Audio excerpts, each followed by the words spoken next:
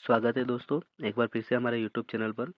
दोस्तों, आज हम कक्षा 9वीं में अध्याय 2 है आपका रेमेडियल क्लास का, उसके जो महत्वपूर्ण प्रश्न हैं उनको हम यहाँ पर डिस्कस करेंगे। तो अगर आपने अभी तक हमारे चैनल को सब्सक्राइब नहीं किया है तो आप चैनल को सब्सक्राइब कर लीजिएगा, ताकि ऐसे ही नए-नए वीडियो आप तक हमेशा पहुँचते रहें। हमें यहाँ पर प्रश्न पहला दिया हुआ है, सही विकल्प चुनकर लिखिए। यहाँ पर एक प्रश्न है और उसके 4 विकल्प दिए हुए हैं। उन चारों में से जो एक सही है वो हमें यहाँ पर बताना है। पहला प्रश्न है, 2 या 2 से अधिक पदार्थों का सममांगी मिश्रण कहलाता है। जब 2 और 2 से अधिक अगर पदार्थ मिलते हैं तो उनका जो सममांगी मिश्रण बनता है उसको हम क्या कहेंगे? तो जब 2 या 2 से अधिक सममांगी पदार्थों का सममांगी मिश्रण बनता है तो उसको हम विलयन बोलते हैं। तो ये हो जाएगा आपका अ वाला ऑप्शन सही, विलयन। प्रश्न नंबर 2 देखिए, प्रश्न दूसरा दिया है, विलयन का वह घटक जिसकी मात्रा दूसरे से अधिक होती है और जो दूसरे घटक को विलयन में मिलाता है उसे हम क्या कहते हैं? तो वो कहलाता है आपका विलायक। तो ये हो जाएगा दोस्तों आपका बी वाला ऑप्शन सही, विलायक। टिंचर आयोडीन के विलयन में विलय है। टिंचर आयोडीन जो होता है उसके विलयन में विलय कौन सा है वो हमें बताना है। तो यहाँ पर देखिए विलय हो जाएगा हमारा ब वाला ऑप्शन सही, आयोडीन। चौथा देखिए, सोडा जल विलयन में विलय होता है। अब सोडा जल जो है उसके विलयन में विलय कौन सा पदार्थ होता है? तो ये होता है CO2। तो ये हो जाएगा हमारा अ वाला ऑप्शन, CO2। अब पांचवा प्रश्न है, वायु एक विलयन है। अब वायु एक विलयन है तो ये किसका विलयन है? तो ये हो जाएगा आपका अ वाला, गैस में गैस का, है ना। वायु के अंदर क्या होती है? गैसें ही होती हैं। तो गैस में गैसों के मिलने से ही हवा जो बनती है, बहुत सारी गैसें आपस में मिलती है और उससे हवा का निर्माण होता है। तो गैसों में ही गैस का विलयन जो होता है वो वायु का एक विलयन है ना। तो ये हो जाएगा हमारा अ वाला ऑप्शन सही, गैस में गैस।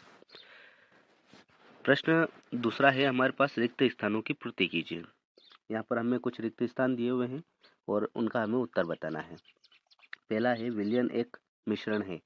अब विलयन जो है एक किस प्रकार का मिश्रण होता है? अभी अपनों ने सही विकल्प में देखा, विलयन क्या होता है? एक सममांगी मिश्रण है ना। तो यहाँ पर आपके रिक्त स्थान में पहले में आ जाएगा सममांगी मिश्रण। 2 या 2 से अधिक मिश्रणी द्रवों में 25 केल्विन से कम अंतर है और उनके मिश्रण को विधि द्वारा पृथक किया जा सकता है। तो उनका जो मिश्रण होता है उसको हम प्रभाजी आसवन नाम की जो विधि है उससे अलग कर सकते हैं। तो यहाँ पर आ जाएगा आपके दूसरे में प्रभाजी आसवन। तीसरा, बर्फ जल तथा जल वाष्प के गुण समान होते हैं।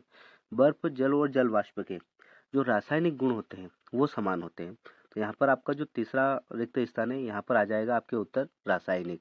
बर्फ जल और जल वाष्प के रासायनिक गुण जो होते हैं वो समान होते हैं। कोलाइडी विलयन द्वारा प्रकाश की किरणों का फैलना कहलाता है। कोलाइडी विलयन द्वारा अगर प्रकाश की किरणें फैलती हैं तो उसको हम कहेंगे टिंडल प्रभाव। तो यहाँ पर आपका चौथे में रिक्त स्थान में आ जाएगा टिंडल प्रभाव। पुष्प की पंखुड़ियों के निचोड़ से रंजक को पृथक करने में विधि प्रयुक्त होती है।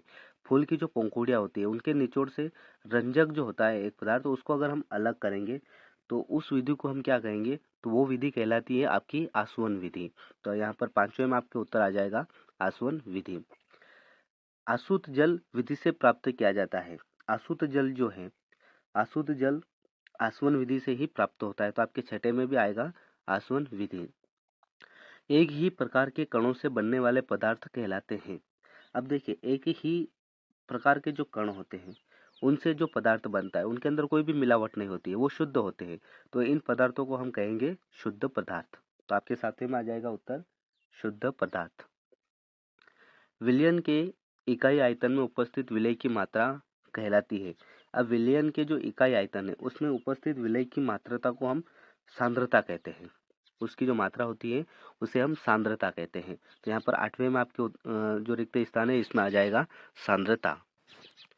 अब नौवा देखते हैं हम। यहाँ पर देखिए, नौवा है, एक ही प्रकार के परमाणु से बने पदार्थ कहलाते हैं। तो एक ही प्रकार के जो परमाणु होते हैं उनसे जो पदार्थ बनता है उसको हम तत्व कहते हैं। तो यहाँ पर आपके 90 में उत्तर आ जाएगा इसका तत्व। दूध एक विलयन है। अब दूध क्या है? एक कोलाइडी विलयन है। तो आपके 10वें में कोलाइडी आ जाएगा। 11वां है, फोम रबर एवं स्पंज में परिक्षेपण माध्यम होता है। फोम रबर जो होता है और स्पंज जो होता है उसमें परिक्षेपण का जो माध्यम होता है वो ठोस होता है। तो यहाँ पर आपके 11वें में उत्तर आ जाएगा ठोस, है ना। यहाँ पर आपको लिखना है ठोस। 12वां रिक्त स्थान है आपका मिल्क ऑफ मैग्नीशिया में परिक्षेपण माध्यम। मिल्क ऑफ मैग्नीशिया में परिक्षेपण का माध्यम वो द्रव अवस्था में होता है। तो यहाँ पर 12वें में आपके आ जाएगा द्रव। और टिंडल प्रभाव विलियन द्वारा प्रदर्शित गुण है। टिंडल प्रभाव क्या है? कोलाइडी विलियन द्वारा होता है ना। तो यहाँ पर आपके तीसरे में आ जाएगा कोलाइडी विलियन द्वारा प्रदर्शित गुण। तो तीसरे में आपके कोलाइडी। और चौथा है दो घुलनशील द्रवों के मिश्रण विधि से पृथक किया जा सकता है। कोई भी दो घुलनशील द्रव हैं और अगर वो आपस में मिले हुए हैं तो उनको हम आसवन विधि से अलग कर सकते हैं। तो आपके चौथे में उत्तर 14वां जो है इसका उत्तर होगा आसवन विधि। और डाई के घटक रंगों को विधि से पृथक किया जा सकता है। डाई के घटक शाई वगैरह जो होते हैं उनमें अगर कुछ अशुद्धियाँ मिली हुई होती है तो उनको अगर हम अलग करते हैं तो वो कहलाने की जो क्रिया होती है उसको हम कहते हैं क्रोमेटोग्राफी, है ना। तो क्रोमेटोग्राफी विधि से हम डाई के घटक जो होते हैं उनमें से रंगों को हम अलग अलग कर सकते हैं। नीचे देखते हैं, हमें यहाँ पर सही जोड़ी दी हुई है। प्रश्न नंबर 3, सही जोड़ी मिलाइए। यहाँ पर कॉलम अ और कॉलम ब, दो कॉलम दिए हुए हैं और हमें मिलाना है और नीचे इसके उत्तर भी दिए हुए हैं। अब देखिए ब्रोमीन, जल, तन्यता, मिश्रण और कोलाइट। और इधर है अधातु, यौगिक, धातु, वायु और दूध। तो यहाँ पर अगर हम उत्तर में इसको देखें तो उत्तर देखिए पहले का अ, दूसरे का ब, तीसरे का स, चौथा का द और पांचवे का ई, है ना।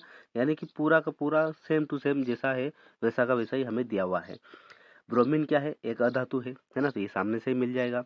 जल क्या है? एक प्रकार का यौगिक, तो ये भी इसके सामने मिल जाएगा। तन्यता, तन्यता क्या है? एक धातु का गुण है ना, तो तन्यता धातु के अंदर पाया जाने वाला गुण, तो ये धातु से मिल जाएगा। मिश्रण, वायु के अंदर मिश्रण जो होता है, वायु के अंदर जो होता है बहुत सारी गैसों से मिलकर वायु बनती है। और कोलाइडी, कोलाइडी क्या है? दूध का, है ना, तो ये मिल जाएगा दूध से। तो ये सही जोड़ी जो थी ये सामने सामने ही सही था। अब प्रश्न चौथा है हमारे पास, सत्य और असत्य बताइए। विलयन की सांद्रता उसके इकाई आयतन या विलायक के इकाई द्रव्यमान में उपस्थित विलय की मात्रा होती है। तो ये सत्य है। कोई भी अगर विलयन है उसकी सांद्रता हम उसको कहेंगे कि विलय का जो इकाई द्रव्यमान है उसमें जितना भी विलय की मात्रा उपस्थित है उसको हम उस विलयन की सांद्रता कहते हैं। तो ये हमारा सही हो जाएगा। कोलाइड एक सममांगी मिश्रण है, ये असत्य है। कोलाइड क्या है? एक सममांगी मिश्रण नहीं है। तीसरा, किसी भी स्रोत से प्राप्त होने वाले किसी एक पदार्थ के अभिलाक्षणिक गुण असमान होते हैं, तो ये भी हमारा असत्य हो जाएगा। और मिश्रण का निश्चित गलनांक होता है, तो ये भी असत्य, मिश्रण का कोई भी निश्चित गलनांक नहीं होता है। और पांचवा है निलंबन के कण फिल्टर पेपर से नहीं निकलते, ये सत्य रहेगा। निलंबन के जो कण होते हैं वो फिल्टर पेपर से नहीं निकलते हैं। तो ये हमने ऑब्जेक्टिव इसके पूरे देख लिए हैं। अब आगे चलते हैं तो हमारे पास अति लघु उत्तरीय प्रश्न आते हैं जो कि 2 अंक से आपके इस परीक्षा में पूछे जाते हैं। पहला प्रश्न है शुद्ध पदार्थ क्या है? शुद्ध पदार्थ क्या है उसकी हमें परिभाषा बताना है। तो इसका उत्तर होगा ऐसे पदार्थ जिनके मौजूद सभी कण समान रासायनिक प्रकृति के होते हैं, है ना। कोई भी पदार्थ है और उसके अंदर जो कण मौजूद होते हैं उनकी जो प्रकृति होती है, रासायनिक प्रकृति, वो समान होती है, वो शुद्ध पदार्थ कहलाते हैं। एक शुद्ध पदार्थ एक ही प्रकार के कणों से मिलकर बना होता है। शुद्ध पदार्थ बनता है तो वो एक ही प्रकार के कणों से मिलकर बनता है। प्रश्न 2, क्या हमारे आसपास के पदार्थ शुद्ध है? तो इसका उत्तर देखिए, जब हम अपने चारों ओर देखते हैं तो पाते हैं कि सभी पदार्थ 2 या 2 से अधिक शुद्ध अवयवों के मिलने से बने हैं। जब हम हमारे आसपास देखते हैं बहुत सारी चीज़ें ऐसी होती है जो देखते हैं तो कई बार ऐसी चीज़ें हमें देखने को मिलती हैं कि बहुत सारे पदार्थ तो ऐसे होते हैं जो 2 या 2 से अधिक अवयवों से मिलकर भी बने होते हैं। उदाहरण के लिए समुद्र का जल, खनिज, मिट्टी आदि सभी मिश्रण है, इन सब में बहुत सारी चीज़ें मिली हुई रहती हैं। इसी प्रकार से अन्य विभिन्न वस्तुएं जैसे कि दूध, जल, वसा आदि भी मिश्रण है ना। तो ये सभी वस्तुएं विभिन्न पदार्थों के मिश्रण से हैं, अतः हम कह सकते हैं कि हमारे आसपास के जो पदार्थ है वो शुद्ध नहीं है। प्रश्न 3 देखिए, मिश्रण से आप क्या समझते हैं?